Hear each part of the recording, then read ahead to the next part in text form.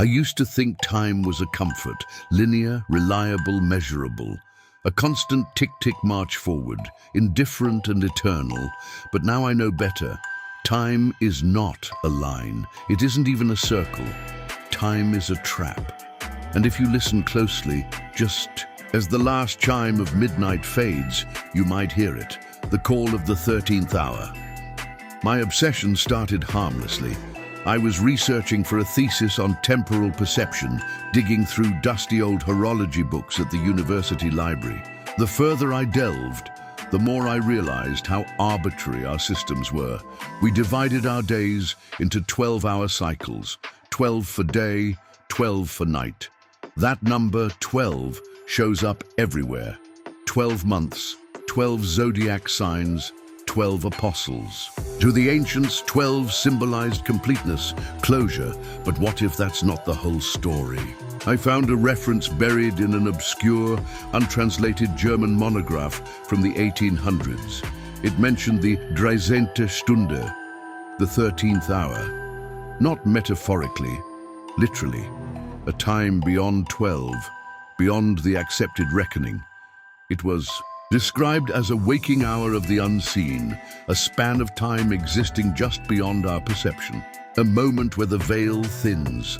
The author wrote, "To experience the 13th hour is to step outside of God's clock.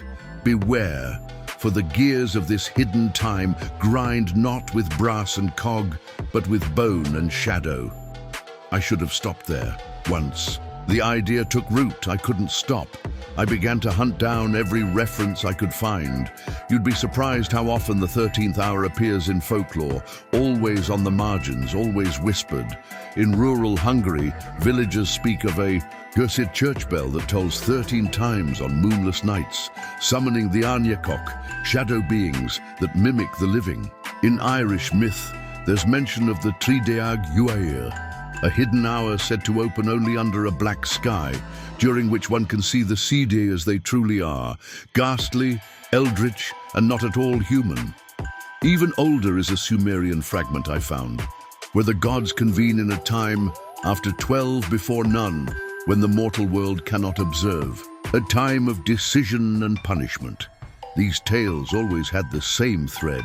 The 13th hour was not merely an oddity, it was a portal. I began to wonder, what if the 13th hour wasn't myth at all? What if it had been deliberately hidden? From us, I wasn't ready for the answer. The modern world has its own tales. In cinema and literature, the 13th hour shows up in symbolism. A witching hour beyond the witching hour, a psychological space where nightmares breed. But none of them captured the visceral dread I began to feel. I met a physicist, Dr. Mayharan, who humored me long enough to explain that in quantum theory there's no objective now. Time can stretch, loop, even fragment depending on observation. She mentioned something curious. In certain entanglement experiments, they'd found statistical anomalies during equipment synchronization tests at 1 a.m. She called it non-local temporal bleed, a hiccup. But what if it wasn't? What if in some precise alignment of quantum uncertainty and human awareness, time folded wrong? I stopped sleeping. Not because I couldn't, because I was afraid I'd wake up at 1 a.m. and find the world different. Then I began to see the clock. I don't know where it came from. I never bought it. I never wound it. But one morning, it was sitting on my desk. An old mantel clock with a brass face, blackened hands, and Roman numerals. Except it had 13 hours. I stared at it for hours, watching it move. At first it behaved like any other clock, but at midnight it kept ticking, tick, tick, tick. Then the minute hand clicked past 12 into the unmarked 13th segment, and I heard something from the walls, a scraping, a breathing. I thought I was losing it. I tried throwing the clock away. I left it on a park bench, buried it, smashed it. But the next morning, it was always back, on my desk, ticking softly like it never left. I stopped checking other clocks. They lied. Time was no longer consistent. My laptop would say 12:45, my phone 1:03. The brass clock always had its own time, and then one night I heard it chime. 1, 2, 3, all the way to 13. I fell to my knees. My ears bled. And then I saw it. The shadow in the corner of the room, impossibly tall, impossibly still. It didn't move, but the moment I blinked, it was closer, and then it whispered, "You are awake in the time that should not be." I tried to fight it. Went to a neurologist, an exorcist, a sleep lab. Nothing helped. Every night, I found myself awake at the same time, 12:59. And every time, that damn clock would chime once more, pulling me deeper. Each night, the world decayed further. My walls warped as if made of wet paper.